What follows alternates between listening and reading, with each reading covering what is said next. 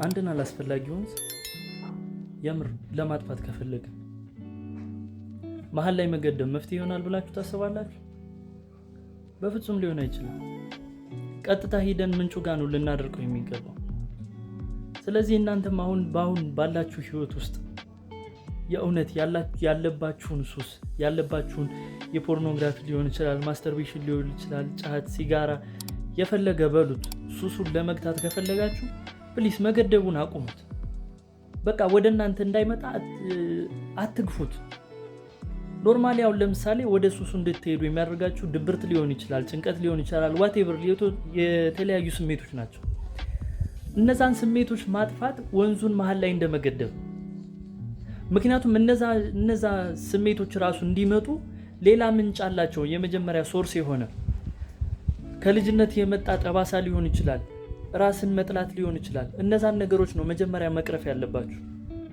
የምር ከምንጩ ለማድረግ ከፈለጋችሁ ፕሊስ ምንጩን አድርጉት።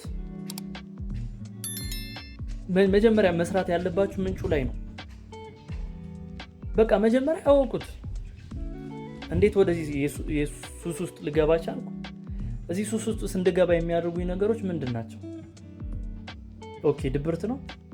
እሺ ድብርት ከሆነ ያን ድብርት ራሱ እንዲመጣ ያደረገው ነገር ምንድን ነው? የምር በልጅነቴ ምን ነበር? ህይወቴ ውስጥ ምን አይነት ነገሮች ነበሩ? እነዛን ነገሮች ከስሩ ከምንጩ ማድረቅ ብትችሉ የእውነት እናንተ ሱስ እንደሌለባችሁ ትረዳላችሁ። የእናንተ ችግር ሱስ አይደለም። ሱሷ ማታለያ ነች። የእውነቴን ነው የምላችሁ፣ ጊዜያዊ ማታለያ ነች። ማለት እነዛን ነገሮች እንድንረሳበት የሚያደርገን ማታለያ ነው። እኔ ሌላ ከምንም አትወሰዱት።